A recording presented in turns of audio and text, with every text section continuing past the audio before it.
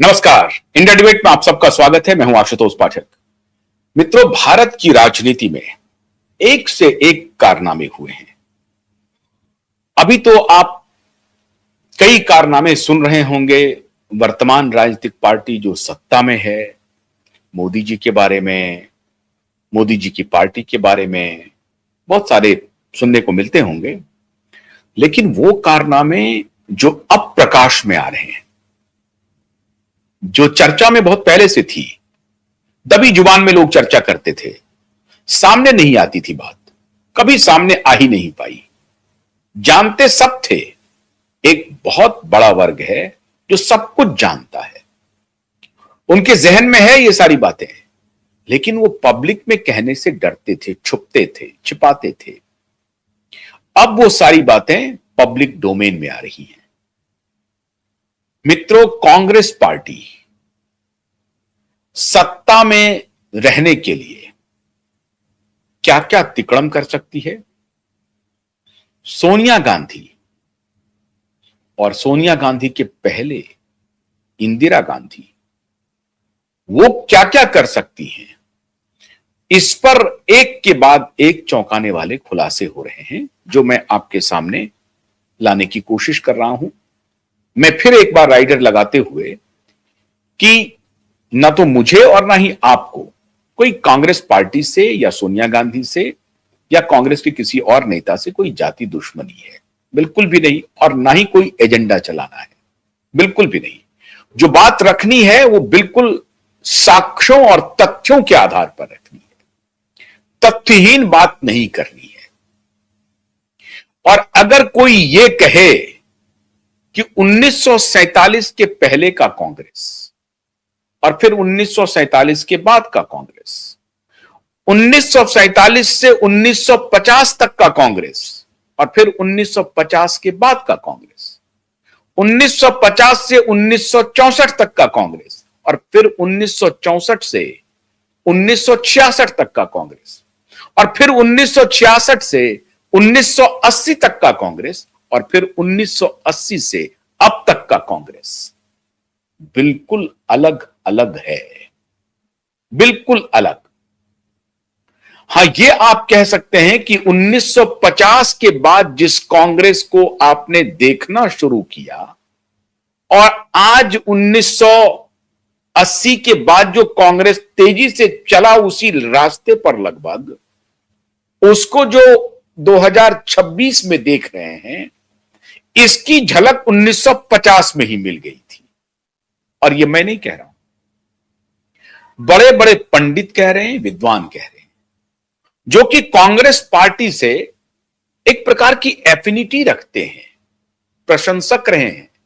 प्रशंसक नहीं मतलब एक ऐसे विचार का प्रशंसक। कांग्रेस एक खुले विचार की पार्टी थी, इसीलिए कांग्रेस के नेता अक्सर कहते हैं कि कांग्रेस कोई पॉलिटिकल पार्टी नहीं है, कांग्रेस एक विचार है, एक स्वच्छंद विचार है।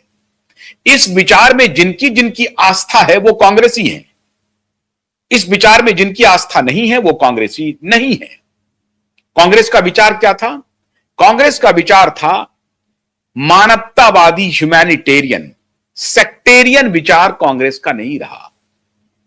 और ह्यूमैनिटेरियन का मतलब है कि कास्ट, क्रीड, रिलीजन, इस सबसे ऊपर बिना भेदभाव के नागरिकों को एक समभाव से देखना। ना जेंडर, महिला पुरुष का विभेद नहीं, जाति का विभेद नहीं, धर्म का विभेद नहीं, इंसान इंसान है, मानव मानव है। यही कांग्रेस की फिलॉसफी है, ऐसा कांग्रेसी कहते हैं। और इस फिलॉसफी में जिस किसी को भी यकीन है वो कांग्रेसी है।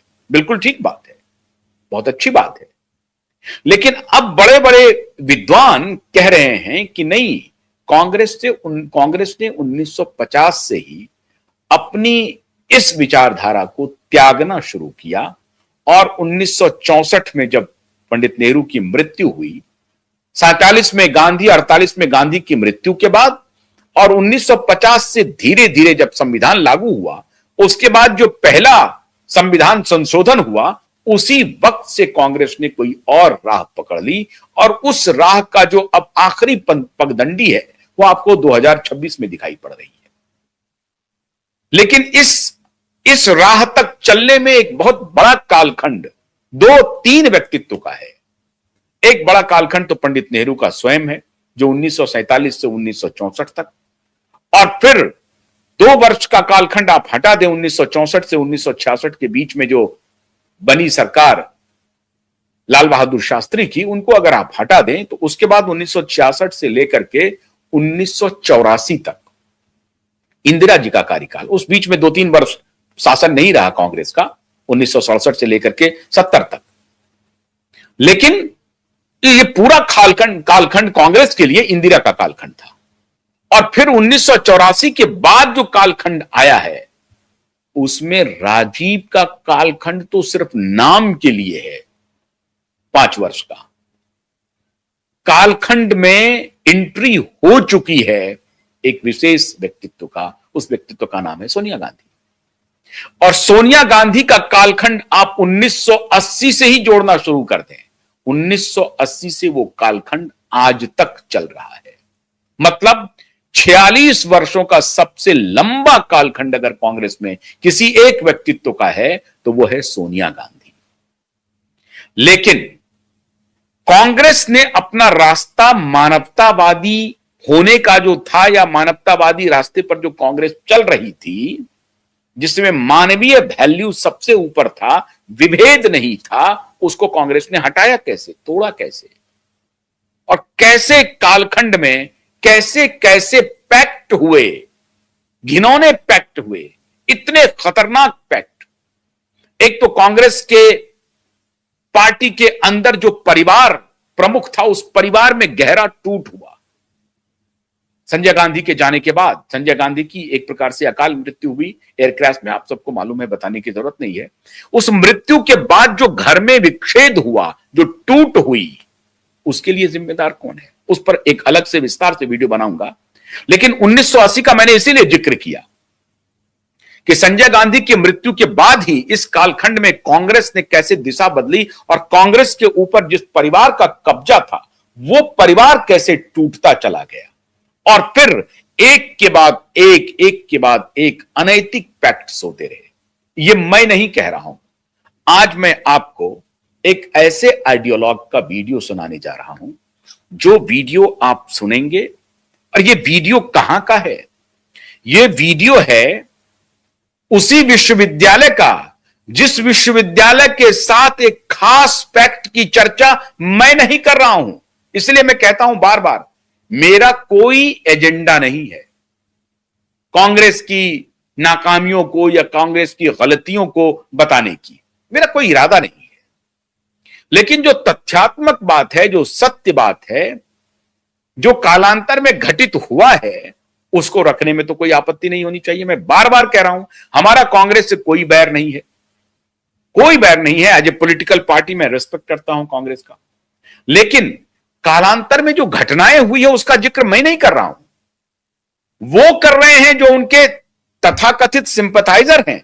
मैं बड़ा रेस्पेक्ट करता हूं, बहुत अच्छे विद्वान हैं, ये अच्छे ऑथर हैं, ये कॉलमनिस्ट हैं, बड़े बड़े अखबारों में इनके आर्टिकल छपते हैं, रॉकफेलर फाउंडेशन के ये फेलो भी हैं। हालांकि रॉकफेलर से मैं बहुत उस पर क्रिटिकल रहा हूं, आगे भी रहूंगा, उसी फाउंडेशन से इनका संपर्क है। लेकिन चाहे किसी भी फाउंडेशन से संपर्क हो, जो बात ये कह रहे हैं वो विस्फोटक बात कह रहे हैं और सत्य कह रहे हैं।